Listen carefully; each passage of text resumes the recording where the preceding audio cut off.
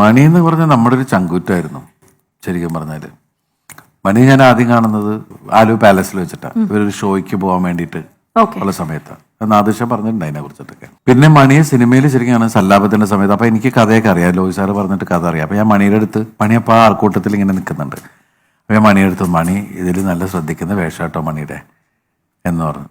പിന്നെ അവിടെ തുടങ്ങി ആ സിനിമയോട് കൂടി ഞങ്ങളൊരു പതുക്കെ ഭയങ്കര അടുപ്പായി. പിന്നെ ഞങ്ങൾ ഒരുമിച്ചാണ്. ഞാൻ ഏകദേശം 2010 വരെ പോയിട്ടുള്ള എല്ലാ ഷോയിലും മണിയുണ്ട്. മണി നാദിഷ ഇല്ലാണ്ട് ഞാൻ എങ്ങും പോയിട്ടില്ല. അപ്പൊ അത്രയും ഒരു ബ്രദർലി അഫെക്ഷൻ ഉണ്ടായിരുന്ന ഇതാ.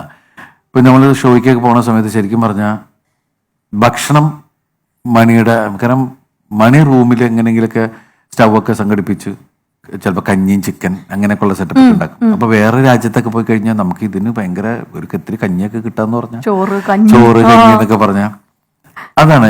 ഞാൻ അപൂർവ ആൾക്കാരിലാണ് നമ്മൾ ഈ കുഴച്ച് തരിക എന്ന് പറയില്ലേ. മണി നമുക്ക് ഇങ്ങനെ ഇരുത്തിയിട്ട് കുഴച്ചിങ്ങനെ ഓരോരുത്തർക്ക് വായിൽ വെച്ച് തരിക. അതങ്ങനെ ആ ഒരു ഫീലില്ല.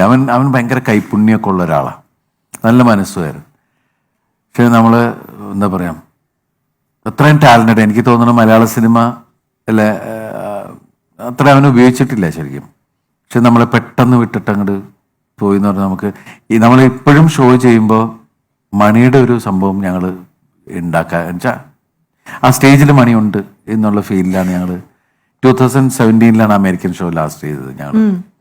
ആ സമയത്തും അതിലൊരു സെഗ്മെന്റ് മണി തന്നെയായിരുന്നു. കാരണം മണിയില്ലാതെ ഞങ്ങൾക്ക് അങ്ങനെയായിരുന്നു. ഞാനും നാദിഷയും മണിയും ആ ഒരു സിങ്ക് ഉണ്ടായിരുന്നു. പിന്നെ ഞാനില്ലെങ്കിലും മണി നാദിഷയും ഷോസിനും പോകാറുണ്ട്.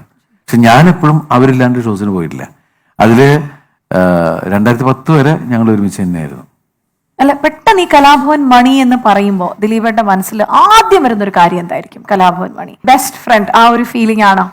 ബെസ്റ്റ് തമാശകൾ ഞങ്ങൾ ചെയ്യുന്ന സിനിമകളിൽ ഒരുപാട് ഞങ്ങൾ ചിരിച്ചിരിച്ചു. ഒരു ദിവസം എനിക്ക് തോന്നുന്നത് പിന്നെ പുള്ളിയുടെ അദ്ദേഹത്തിന്റെ ഫിലിമിലാണ് ഞാനും മണി കൂടി ഒരു ഷോട്ടില് ക്ലാപ്പ് വെച്ചു.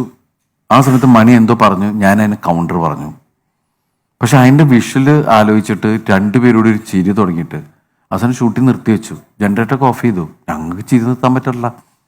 ഞാനും മണി ഒരു ചിരി തുടങ്ങിയിട്ട് മുഖത്ത് നോക്കി ചിരിക്കും, പറയുന്നത് സീരിയസും. നിങ്ങൾ എന്താ കാണിക്കുന്നേ?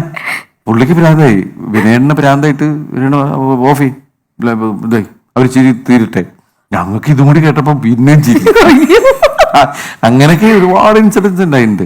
എനിക്ക് പെട്ടെന്ന് കോമഡിയുടെ കാര്യത്തില് ഞാൻ ഒരു തവണ ഫൈറ്റ് നടക്കുന്ന സമയത്ത് ഒരാളെ അടിച്ചു.